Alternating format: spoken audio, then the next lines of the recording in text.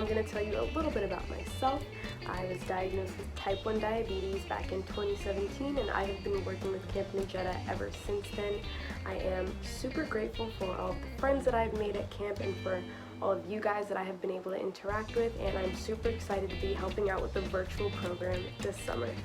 So let's get to it. Okay, so I have gathered my materials here.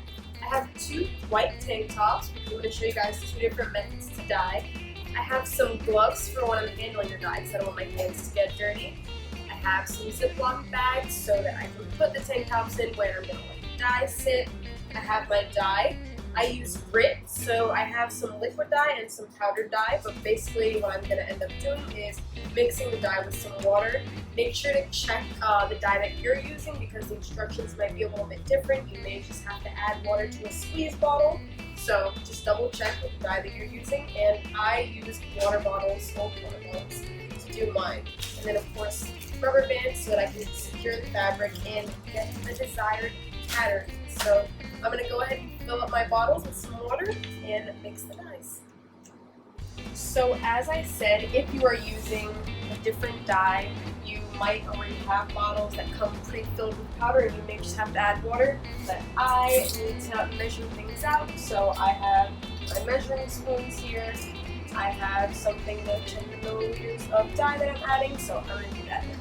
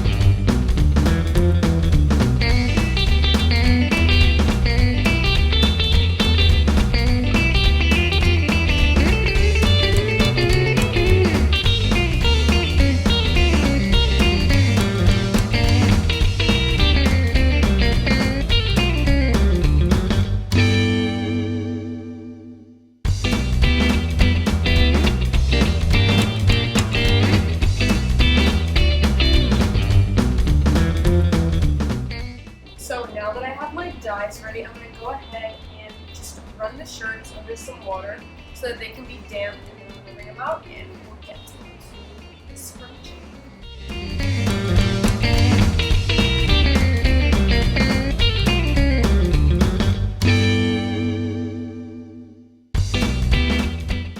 So now that my tank tops are nice and saturated, I know they're going to take the dye well.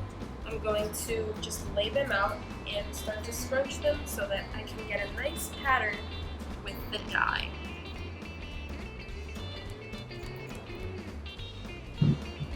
So with this method, I don't know if it's called just the scrunch method or like the crumble method, but basically you just kind of scrunch up the shirt randomly. So I'm just going to pinch it here and then just keep bringing it in, scrunching it.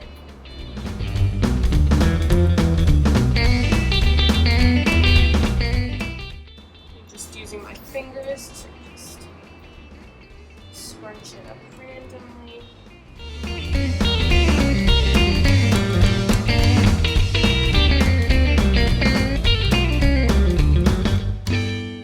And then, like I said, make it tight. And now I'm going to go ahead and take my rubber bands and just wrap them around the fabric.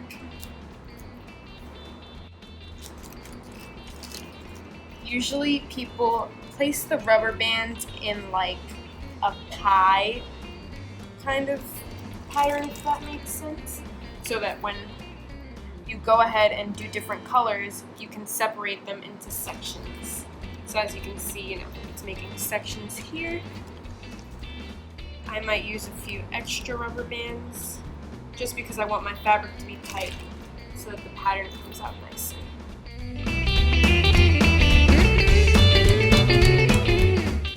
So I still have some pretty clear sections, but because they're so small, maybe I'll go ahead and do a couple of sections one color and a couple another color. So for this one, I am going to do the spiral method. This is my first time doing the spiral method. But basically what you're going to do is pinch up the shirt and you're just going to spin it.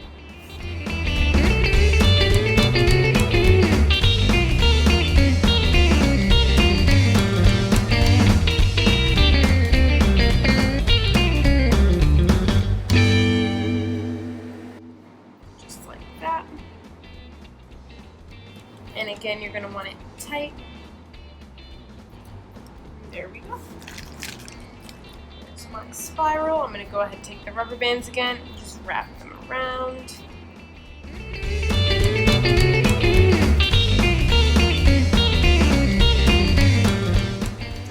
Again, making it look like you have cut a pizza pie into sections. Good to me. So now I have my two tank tops all wrapped and ready, rubber banded. Usually I do this in the sink, but if you want to do it out maybe on your floor, I definitely recommend using a drop cloth to minimize the mess. But now I'm going to take these over the sink and get the dye ready. So like I said, because I use water bottles, I have a little thumbtack right here so that I can poke a hole in the top of the bottles. But your dyes may already have come with squeeze bottles, in which this step would be unnecessary. And now that I have put holes in the bottles, I am going to put on my glove because, like I said, I don't want to get the dye on my hands. Glove is on, and I'm going to go ahead and go one at a time. I have my bags here for when I'm finished. So here we go. I'm doing this tank top red and orange. And I'm just going to go ahead, because I'm only using two colors, I'm just going to do different sections wherever I want. So I'll start with red here and just go ahead and apply it. I like to apply the dye pretty heavily. I want to make sure I have that color.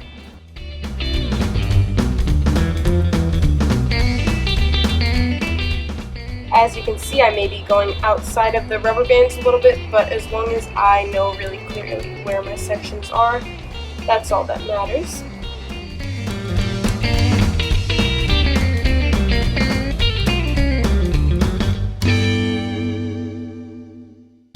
Okay, now that my one side is done with red, I'm going to move on to orange and fill those other white sections with the orange dye.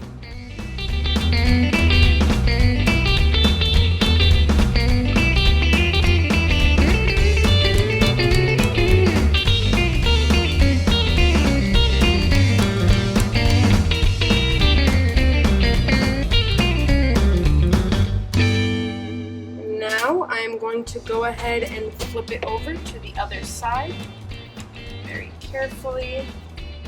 I'm going to run some water here so that I don't mess up the colors. And I'm going to go ahead and repeat this on the back of the shirt, keeping the sections the same. So this will be my red section, red section, red section, and then the rest will be orange.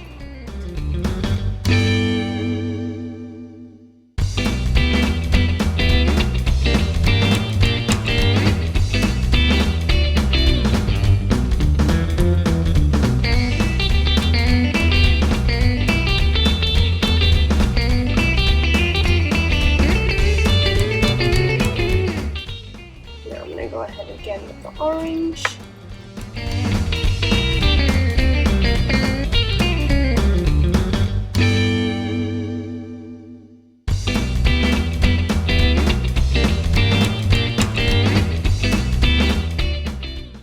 And there we go. I'm gonna pick it up and maybe just go around the edges to make sure that everything is nice and dyed.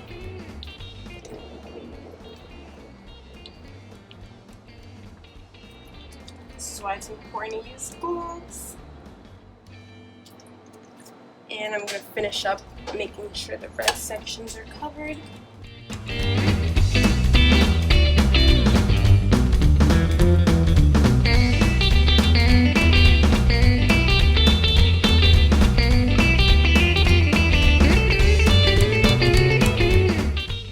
So now that the dye is in, I'm going to go ahead and place this inside of my Ziploc bag.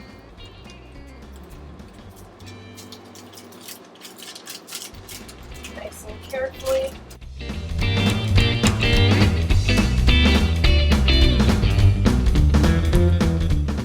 Close that up.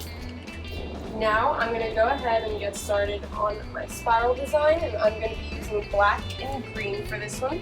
So I'm just going to do half black and half green, but if you use more colors, you can separate them into the sections and just alternate the colors.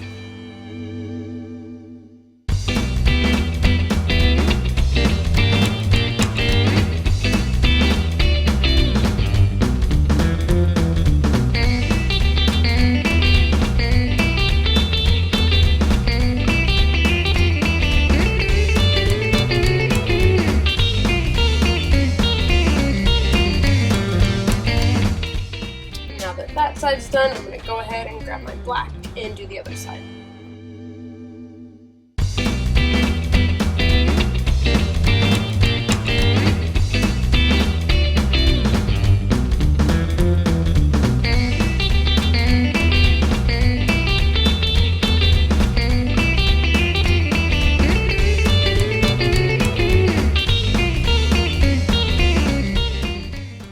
This side looks fully saturated. I am going to pick it up and flip it over. Again, I'm going to clean off the sink because I don't want the colors mixing. I would suggest using a baking rack if you have them and you're not working in the sink. And I'm going to take my green and go ahead and do the same thing on this side.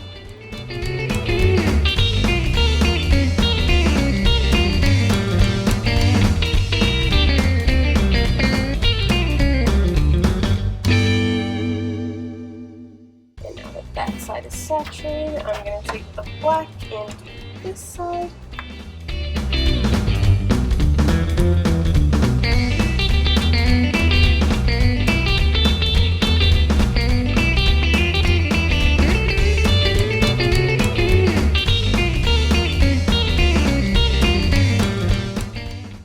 And now again, I'm just going to pick it up and make sure that the edges are saturated.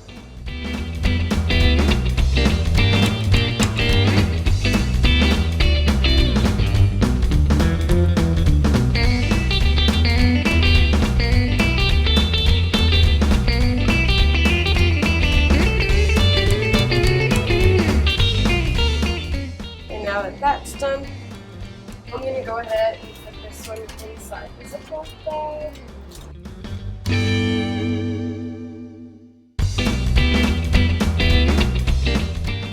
And now these are ready to let the dye set in. I like to let mine sit for about 24 hours, so I leave them overnight just because I want to make sure that the dye really sets in. I want the colors to be vibrant, but make sure to read the instructions on the dye that you're using. Some dyes take longer to set than others, some set quicker, so just make sure that you let them sit for your desired amount of time or the recommended time, and then you can go ahead and move on to the next step. Okay, I have left my shirts to sit overnight, and now I'm ready to rinse them. So I have my gloves here again because I don't want to get the dye on my hands, and when you run them under the water, you will see some dye coming out. that's normal. What you're going to want to do is rinse them under cold water first until the water starts to run clear. And then you're going to rinse them with warm water until the water runs clear before you put them in the wash. So I've got my cold water.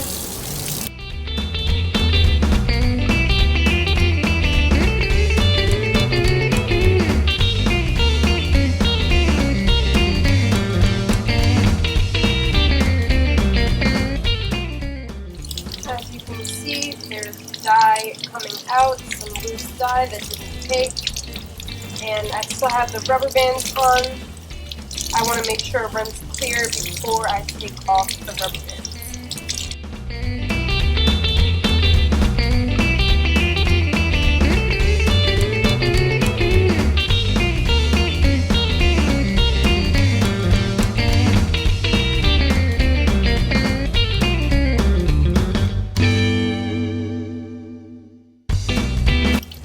The rinsing process might take a little long, but you want to make sure to get all of the loose dye out so that it doesn't come out in the wash.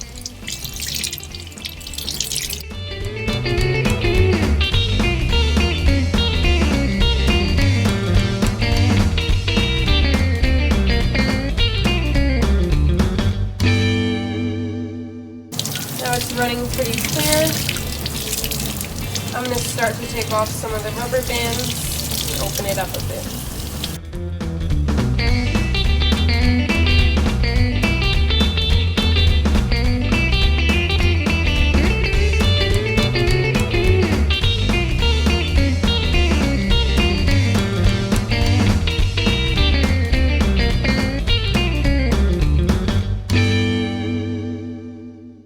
You can start to see the pattern on there.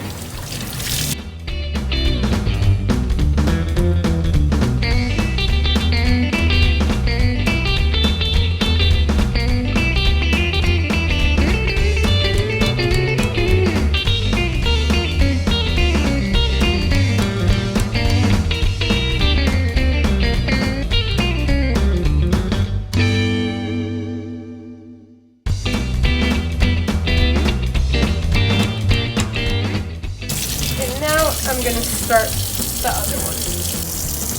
So now we'll switch over to warm water.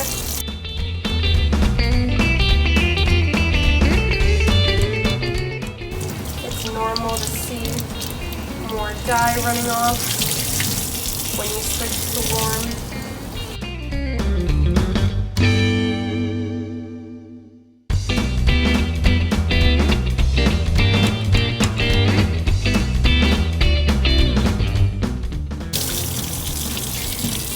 And once it seems like there is no more dye coming off the shirt, you can go ahead and head to the washing machine. So I'm going to take this to the washing machine, and you want to wash it with cold water, a cold cycle with a little bit of detergent. So these are the finished products. After a nice cold cycle, I wash them separately because they're different colors. I let them hang to dry, air dry, and this is how they turned out. This is the scrunch method and the spiral method.